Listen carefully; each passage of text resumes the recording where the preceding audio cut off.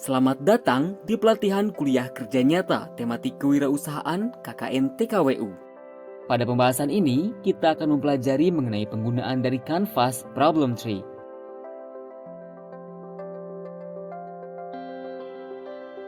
Pada saat kita menemui permasalahan di lapangan KKN TKWU, kita dapat menggunakan kanvas pohon masalah untuk mengidentifikasi gejala dan akar permasalahan tersebut. Gejala adalah hal-hal yang terlihat secara kasat mata. Masalah adalah rumusan kondisi dari yang ada saat ini, lalu akar masalah adalah penyebab timbulnya kondisi tersebut. Identifikasi pohon masalah ini dapat dilakukan bersama-sama dengan warga desa agar menghasilkan solusi yang efektif. Berikut ini adalah pemaparan cara penggunaannya. Contoh lainnya misalkan kita ngelihat masalah sehari-hari. Misalnya saya kelihatan sedih nih, tadi siang saya kelihatan sedih.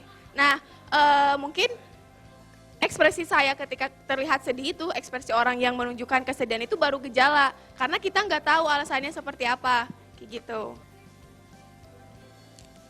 Nah nanti dari satu gejala ini bisa memungkinkan untuk ternyata satu gejala ini disebabkan oleh lebih dari satu masalah.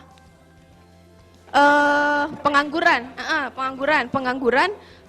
di daerah A menjadi masalah yang utama, tapi di daerah B itu bukan jadi masalah utama karena tingkat penganggurannya yang rendah. Nah makanya kanvas ini membantu kita memetakan antara akar masalah dan gejala itu secara kontekstual. Kayak gitu. Ya, termasuk urgensinya juga. Nah, sekarang kita akan menyelesaikan pembahasan cara pengisiannya.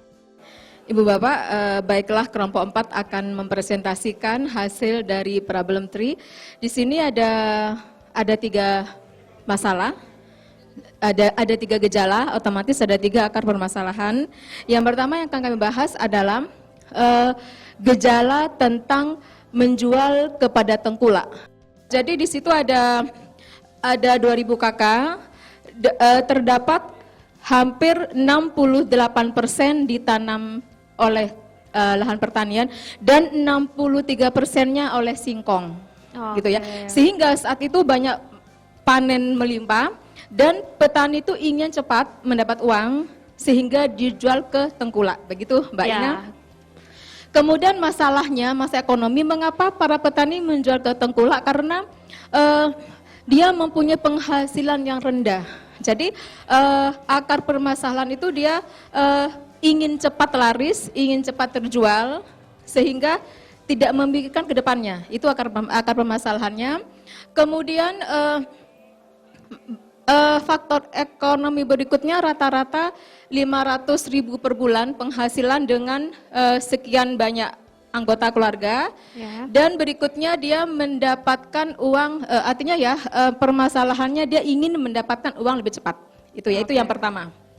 Yang kedua, di sini ada kematian balita tinggi, itu di gejala. Jadi ada data dari Posyandu, data statistik kesehatan, ada kematian balita tinggi. Akar masalahnya adalah Posyandu belum seberapa optimum sehingga KKN itu diberdayakan untuk memberdayakan posyandu pada ibu dan anak. Kemudian kader posyandu masih sangat terbatas, masih belum memahami bagaimana memaksimalkan aspek posyandu. Kemudian hal ini terintegrasi dengan pendidikan yang rendah. Data demografi desa sekitar 12% lulusan SMA, 68% SMP dan SD. Itu data di Desa Argosari, Kecamatan Jabung, Kabupaten Malang. Kemudian yang akar yang ketiga, ibu-ibunya, artinya emak-emaknya ya, belum mengetahui tentang pentingnya posyandu. Terbukti kalau sudah minggu posyandu itu masih diworo-woro ya, dioprak-oprak kata orang Jawa untuk segera datang ke posyandu. Ya. Demikian Mbak Ina, yang ketiga. Yang ketiga itu ada, nah ini sebenarnya hampir sama dengan yang pertama ya Pak Budi ya. Pak Budi deh gantian. Yang ketiga yang warna kuning. Nah ini harga singkongnya murah. Harga singkong murah ini karena hasil panen berlimpah. Nah sedangkan di desa tersebut belum ada teknologi yang bisa mengolah singkong. Nah, ini akar permasalahannya adalah karena masyarakatnya belum menguasai teknologi tersebut, teknologi untuk mengolah singkong. Terus yang kedua adalah akses untuk mengangkut hasil panen ini masih belum ada. Masih sulit ya? Iya, masih belum Akomodasinya. tersedia Oke. secara layak. Itu, terima kasih. Anda telah menyelesaikan video pembahasan problem tray.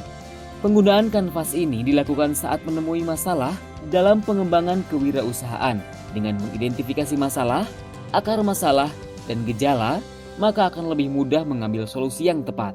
Sampai jumpa kembali di pembahasan selanjutnya.